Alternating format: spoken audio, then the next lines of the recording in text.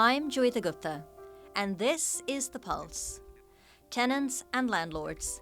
It's hard to think of two groups of people who need each other more, but like each other less.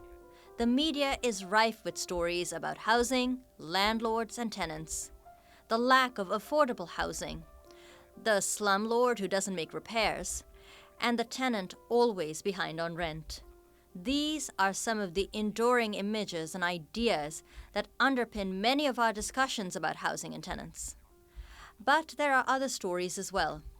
Stories about tenant resistance, tenant organizers and activists pushing back against bad landlords and holding governments accountable. Underlying all the chatter about housing is a fundamental truth. Housing is a human right. Today, we discuss the tenant class. It's time to put your finger on the pulse.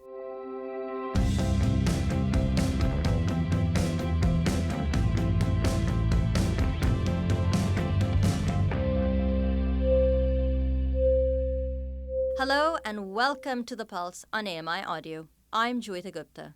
Today I'm wearing a teal shirt with quarter sleeves and a round neck, and my hair is pulled back in a bun. I also have a pair of black headphones that go over my ear. It's probably not very visible to you because my hair is also black.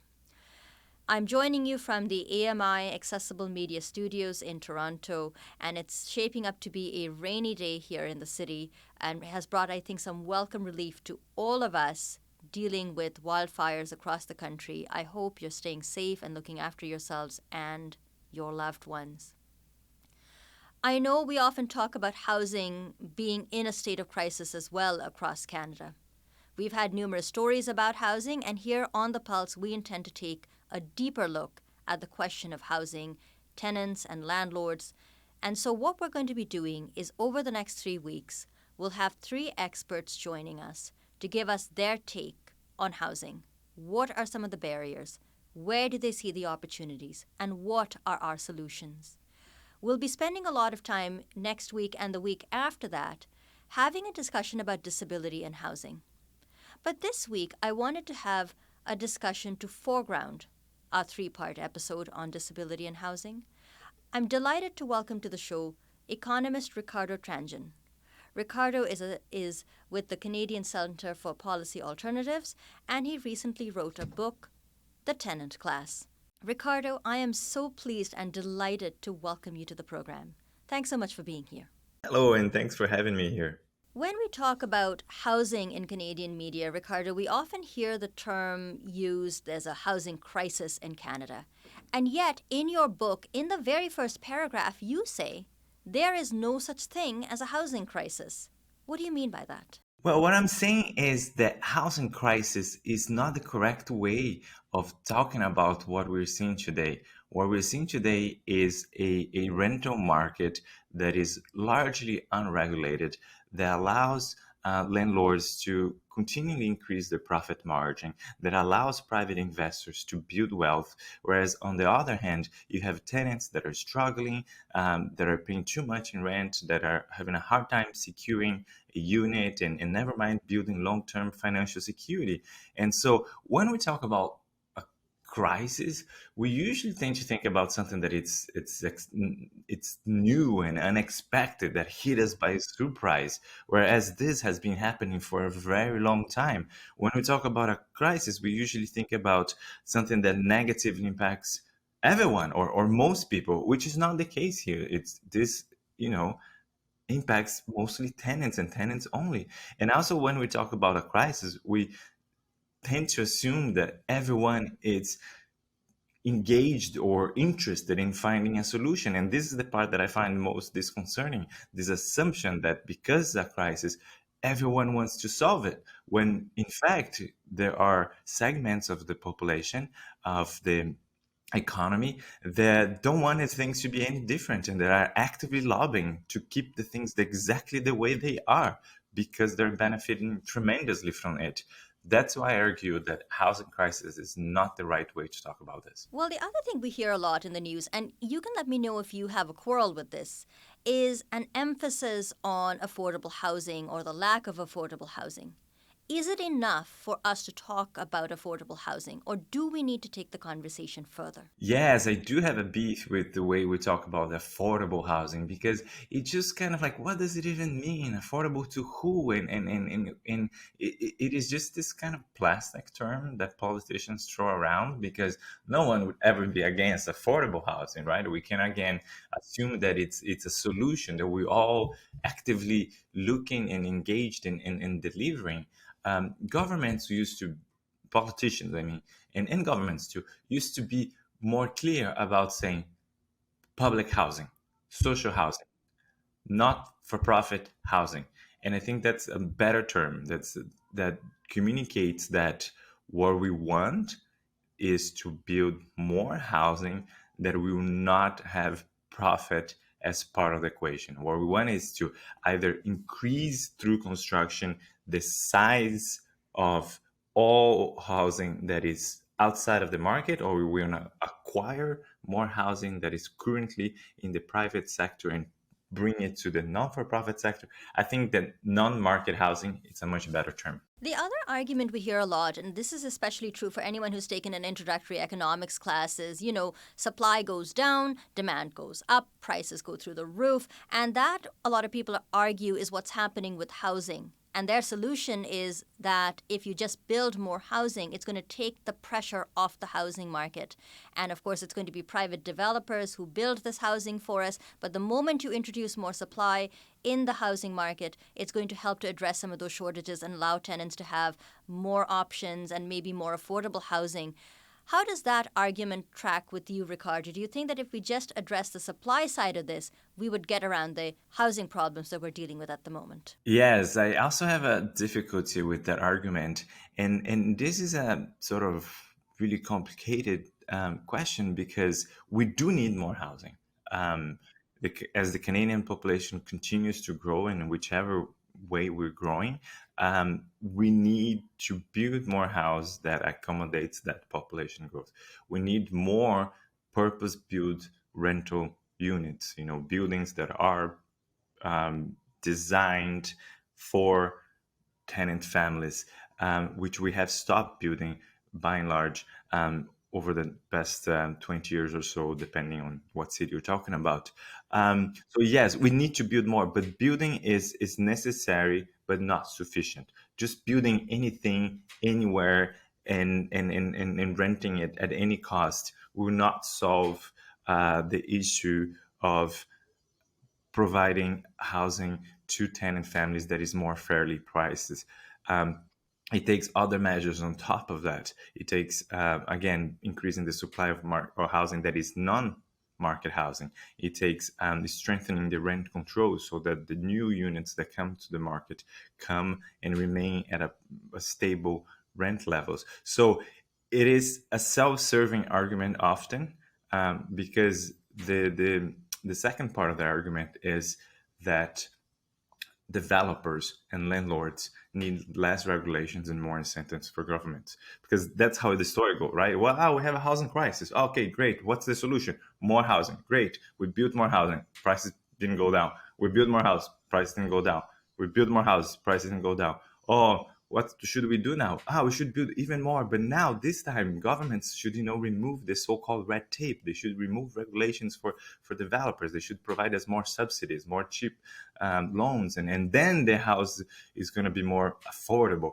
And then we do that, and it doesn't happen. So there's a self-serving argument that on the part of the industry that is ultimately they're trying to get a more sweet deal for themselves, and that's problematic and won't help, ultimately won't help tenants. The other measure I'm surprised you haven't really talked about is some kind of, it could be a national rent subsidy program. So, what if we just target the income side of the equation and gave tenants more money to put towards their rent? Is that one way we could ensure that tenants are a little more secure in their homes? It is a necessary measure, and those programs that do exist right now, the rates are often inadequate and they don't match the real rent costs.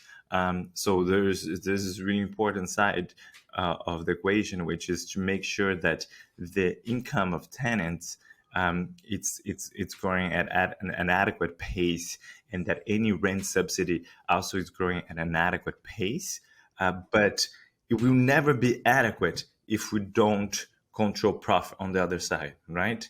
So we can just keeping pushing for increases in rent subsidies and in rent supplements, where on the other hand, landlords can just keep rising rents at at whatever rate they decided to raise rents by. So it needs to be both sides. Otherwise, what we're doing is an enormous transfer of income from governments to landlords via tenants, right? In your book, you talk about the tenant class. In fact, that is the title of your book. I should have asked you this earlier, but just for those of us who are not up on our Karl Marx, why is it so fruitful for you to think about this in terms of the haves and the have-nots, and to really start to think about tenants as a class? I found it fruitful because in our current economic thinking and in the current economic discussions that we have around housing, we take power out of the equation. We take politics out of the equation. We take social conflict out of the equation. And we present this artificially clear picture of supply and demand. This goes up and this goes down, and there's the market mechanism. And we almost assume it's a natural process that has natural laws behind it. And all we can do it is to adapt it to it and to respond to the demands imposed by us by the market, right? Which is sort of the classic neoclassical economic thinking. And I think not only Marx, but other political economists were aware that land and housing are extremely contentious issues.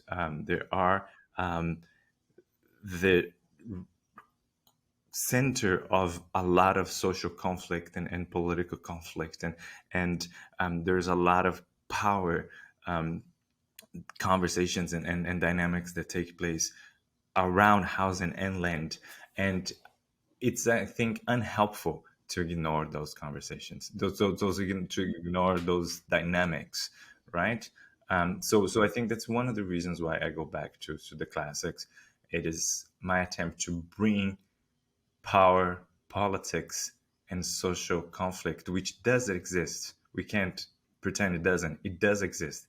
It's just whether or not we talk about it, and I think it's helpful to talk about it. Ricardo, we've been talking about social conflict and power relationships, and I can't help but wonder if, in having a discussion as we are right now about landlords and tenants, if part of that conversation also includes a discussion about where Indigenous people come into this, and thinking through Canada's role as a colonizing power and the dispossession of lands from Indigenous people. As we go about establishing this tenant class that we've been speaking about today, what role does decolonization play in those efforts? Absolutely. That's a key part of it.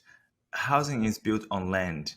And when we talk about land in so called Canada, we're talking about land that it was colonized. We talked about people who were murdered in order for the colonizers to take over that land. We're talking about folks who continue to be forced into assimilation so that that land can be used for whatever purposes the government of Canada and the property owning classes decides to that is a priority. So it is part of the bringing power back to the conversation, right? Um, it is part of bringing politics back to the conversation. Land and the housing that is built on it is at the center of a historical struggle, and let's just talk about it openly, and let's talk about what it means in terms of our responses, what it means in terms of the ways we try to solve the so-called housing crisis. I think that is the way forward. It is not pretending that this is just a technical solution. I can't help but think back to the pandemic, Ricardo, because you'd done a lot of media back then talking about a paper that you had put out saying that, according to your research, many tenants were living paycheck to paycheck, that most, if they lost their jobs, could not afford to pay more than one additional month's rent. And at that time, you and other housing activists had said maybe it's time, considering the pandemic, to look at some sort of a rent forgiveness program across Canada. So many people had lost their jobs, so many people were struggling financially, that now would be the moment to bring forward some sort of a rent forgiveness program. And I also remember hearing at the time the counter argument being put forward, which is, well, what happens to landlords? They have bills to pay as well. And you had stories in the media which said, here's a family, this is their investment property. The tenants aren't paying the rent, so now the family is forced to sell their investment property. It really felt as though, even though we were dealing with a pandemic, the plight of tenants was equal to or at par with the plight of landlords and their investment properties. What do you make of that argument or that discourse? How accurate and fair is it to talk about landlords as small-scale, mom-and-pop landlords who are trying desperately to cling on to an investment property or using the rent to stay afloat financially? I think it's highly inaccurate, and I devote an entire chapter of the book trying to show that it is not actually the case. In Canada, we have a very romanticized notion of landlord. We think about mom and pop landlords. We think about families struggling to pay their own mortgage and then renting a part of their house. That is usually the sort of I think the typical landlord in the minds of a lot of people, and that is also the the notion and the image that gets often reinforced through media reporting. And then when we look actually at the numbers, we see that a very large share of landlords are increasingly corporate landlords. They're like very large firms that owned a very large number of units. And then there's a share that is what we call financialized landlords, which is investment companies that use real estate and rental units as an asset to increase to search for and increase returns on investment. Then we have some businesses that you could maybe call them small businesses that own a share of the rental stock too. But again, they're businesses, and there's nothing that indicates that their operations or their margins of profits are any lower than any other business. And then we have a share of private investors, so people who own a second or third or fourth unit and put those units for rental, for rent. And then I digged up a little bit and I looked at what their finances look like, and their net income is quite high compared to the other segments of the population.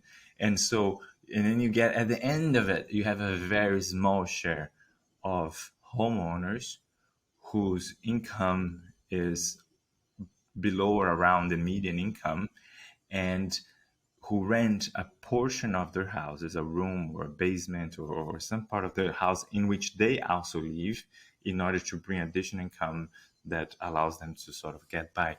But that is a very small segment of the overall rental market. So we need to talk about it, I think, more in terms of landlords as a business practice, as an investment practice, versus tenants, more similarly to the way we think about employers and workers. I think that is a more helpful and more accurate way to think about it. We think about bosses and workers. We should think about landlords and tenants in a similar way, rather than thinking about some nice landlord individual who bakes muffins and bring bottles of wine to their tenants because they're all friends and they live in the same house, right? That exists, but it's not representative. It's really interesting to wonder why, even though these ideas are so skewed, we continue to harbor these very limited notions about landlords and tenants. The other thing that I've been thinking about a lot is there must no doubt be several myths about tenants. I can just think of a few on my own, which is, everybody wants to own a home. if you're not a homeowner, then you haven't quote unquote made it, you haven't succeeded in Canada, and that if you are a tenant, you're not there by choice. It's more a temporary stage or a transitory stage. You might be a student and you're renting while you're in university, but eventually you're going to move on and buy a house. What sort of myths exist about tenants, and how have those myths and those ideas contributed to a public discourse and conversation about landlords and tenants? So to start with the myths about landlord, I think they also serve a political purpose, right? They serve the political purpose of preventing regularization, preventing strong rent controls, preventing policies that acknowledge the imbalance of power in negotiations between tenants and landlords, right? When we're assuming this is all very small scale and amicable, and that both parties have equal say or equal power, there's less needs for government intervention. And you think about it, it's not very different than conversations around the minimum wage, right? Whenever we say, whenever governments say we're going to increase the minimum wage, it doesn't take more than a couple hours for us to see a news story with the owner of a little small shop on Main Street saying, you know what, business aren't great right now. My spouse and I work 15 hours a day, and if we increase the minimum wage, we're going to go under, and we can't afford it. Minimum wage increases should not be approved. And we know that that is not the common minimum wage employer, right? We know the names of the very large corporations and chains and online shopping channels, and that are actually employing the big chunk of minimum wage workers around the country. And we know that they can more than afford $1 more an hour to their workers, but they're just not doing it because they want to keep their profit margins high, because they want to keep sending big checks to their investors. But yet it's very useful for those corporations to put the business owner at the little shop down the street as the face of the resistance to minimum wage increases. So it's very similar with landlords too. We like putting the mom and pop landlord, the mom and pop landlord in as the face of the real estate industry, an attempt to build more sympathy for their claims. But yeah, we have to cut through that, and we have to say no, thanks. Like, we know you can afford to pay for the renovations of the buildings. You don't need to pass those costs to tenants. And then in terms of the stigma around tenants, I think you're absolutely right, and I also devote a chapter to that in the book. In Canada, we put a lot of emphasis on home ownership as the ultimate milestone for middle class to achieve that middle class status, and we see that a lot in the sorts of irrational choices that people make when buying a house. Right? We see folks taking on a lot of debt, buying old houses without asking for an inspection, beating like thousands and thousands of dollars over the asking price. And there's kind of two it's not rational from an economic perspective that they're doing that. There's two aspects that could help to explain that kind of behavior. One of them is the expectation the house price will keep going up and going up. So it's almost like a betting on skyrocketing housing price and the fact that we will make money at the end. But the second motivation is, I believe, just a attempt to join the middle class, to not be part of the tenant class, not to have the tenant status anymore, because that comes with a lot of negative stigma. And it is not only to Canada. It's a little bit of the sort of Anglophone and North American culture of the pull yourself by your bootstraps, and so if you didn't buy a house, it's probably your fault because you didn't work hard enough, because you didn't try hard enough. And now you're a tenant, and good luck with that. And so there is a lot of stigmas that we have to deal with. And I think the importance of dealing with is twofold. One, from a kind of political perspective, it's important to have to get away with the stigma, and because that would ultimately reinforce the tenant movement, and as people become more willing to identify with that. And then from more of a policy perspective, um, we like if more people admitted to the fact that they might rent for long term, or that should be an alternative to them, maybe we would shift the policy conversation a little bit to less emphasis on the home ownership, which we see every election, especially federal elections, and more emphasis on like what are you going to do about rent controls, right? Like, but we don't see that too much in the political discourse, and I think at least in part because um, people prefer to hear about what's going to make their home ownership dream possible, and then politicians just cave in and give that to them. I only have time, Ricardo, to squeeze in one last question, and I think that question really has to be about the tenant movement that you alluded to in your earlier response. Tell me about some of the tenant organizing you've seen in Canada, because there are several chapters in your book dedicated to the history of tenant organizing. So, what sort of tenant organizing are we looking at? And why is it so powerful for tenants to work as a group? Why isn't it just enough if you're a single tenant dealing with an eviction or dealing with disrepair? Why is it so powerful that instead of coming at these problems as an individual, you join some kind of a group and work as a collective? Yes, the tenant move in Canada goes back since before Confederation. We have seen tenant activism. We have seen it across the country, in large cities, in small cities, pretty much everywhere.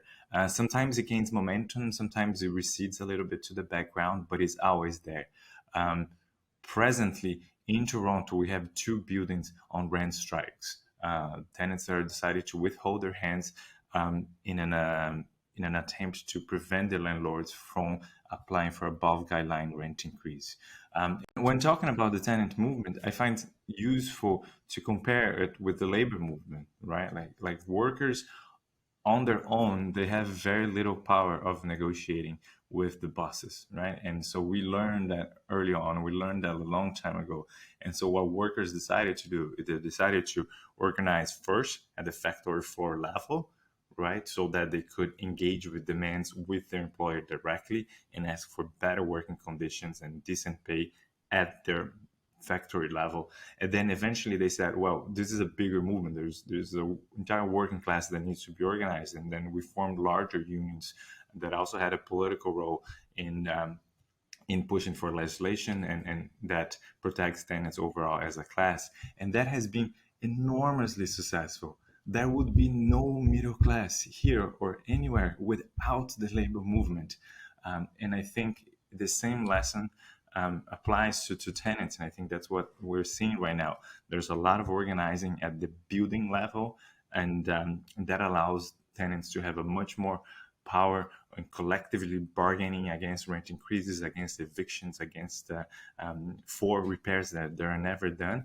And then there's also attempts to create a much larger movement that will push for change in legislation. And it has happened. When we looked at some very basic legislations that we have in place right now that protect tenants, including rent controls where they do exist, you can pretty much trace them back to moments in history and in those provinces where the tenant movement gained momentum and put a lot of political pressure. So that's why I think that we have a little too much emphasis on policy solutions right now from the part of so-called progressive folks who are interested in improving housing outcomes to low and moderate income households. We put a lot of pressures on a lot of we put a lot of attention, a lot of energy, a lot of resources on coming up with those policy solutions, and we need to channel more of that energy and resources to building the political pressure that will make those changes possible. Ideas is not what's missing here. It's really the political pressure to implement those ideas. We know the solution for these things. It's just that there's no one in power right now willing or interested in implementing those solutions. So there's more energy, more resources, more focus needs to go in supporting these tenants movements and helping them to become stronger and politically salient, so we can move to the next stage of talking about how to implement those things. Ricardo, thank you so much for the conversation today. It's a really fascinating read, The Tenant Class. I really found it an eye-opener, and I thought it was really well-researched and well-written. I'm so glad you could join us on the program today. Thank you for having me. Always happy to be here. Please invite me back anytime. Yes, absolutely, Ricardo. We'll wait for your next book to come out or your next report, and we would love to have you back on the program. Well, folks, we are running a little short on time today, but that was Ricardo Tranjan, an economist with the Canadian Centre for Policy Alternatives, talking about his really fascinating book, The Tenant Class. It was published just a few weeks ago, and I hope you have a chance to grab a copy. It's a quick but fascinating read. In the next few episodes, you'll be hearing from Angela Fox, who is talking to us about her podcast and book, My Blue Front Door, discussing accessible housing. And we'll be checking in with our friends at the Accessible Housing Network to get a perspective about being Canadian, disabled, and a homeowner or renter. So I'll hope you'll check back in with us right here on The Pulse for some of those conversations. If you haven't already done so, don't forget to hit that subscribe button so you can be notified about future episodes. We would, of course, love to hear from you. You can give us a call at 1-866-509-4545. That's 1-866-509-4545. And don't forget to leave permission to play the audio on the program. Send us an email, share your housing stories with us, write to feedback@ami.ca, or give us a shout on Twitter @AMI Audio and use the hashtag PulseAMI. If you'd like to track me down on Twitter, I'm at Joeita Gupta. That's Joeita Gupta. My technical producer today has been Mark Aflalo. Our videographer is Ted Cooper. Ryan Delahanty is the coordinator for podcasts at AMI Audio, and Andy Frank is the manager at AMI Audio. On behalf of the team, I've been your host, Joeita Gupta. Thanks for listening.